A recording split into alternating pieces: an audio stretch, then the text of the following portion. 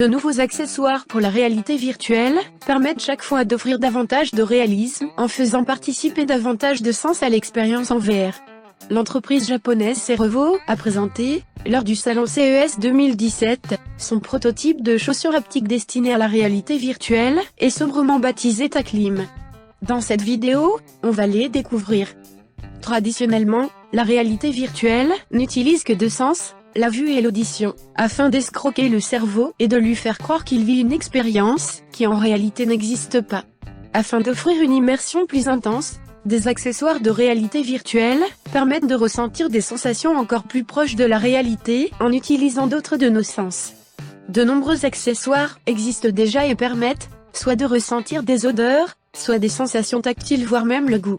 Les chaussures haptiques Taclim permettent de ressentir les textures sous les pieds lors de la marche, mais permettent aussi de donner de véritables coups de pied virtuels.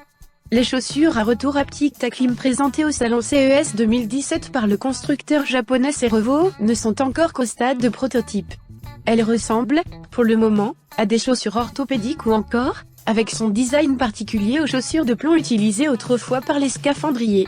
Elles sont pourtant légères, et il suffit de glisser ses pieds à l'intérieur, et de les serrer à l'aide des scratchs, pour pouvoir en profiter. Une fois enfilées, les chaussures permettent de ressentir, avec un réalisme certain, la marche pieds nus sur certaines textures. Les chaussures haptiques Taclim permettent ainsi à l'utilisateur de ressentir, grâce à des vibrations savamment programmées, la marche sur de la neige, le sable, le bois ou encore le métal. Pas de câbles qui viennent gêner l'expérience, puisque toute la connexion est réalisée sans fil à l'aide de Bluetooth 4.1. L'intérêt des chaussures haptiques Taclim ne se limite pas à la seule sensation de marcher sur des textures. Les chaussures peuvent en effet aussi être combinées à une paire de gants haptiques. Cette combinaison d'accessoires permet de reproduire assez fidèlement les sensations d'un combat en reproduisant les sensations d'un coup de pied ou d'un coup de poing grâce au retour haptique.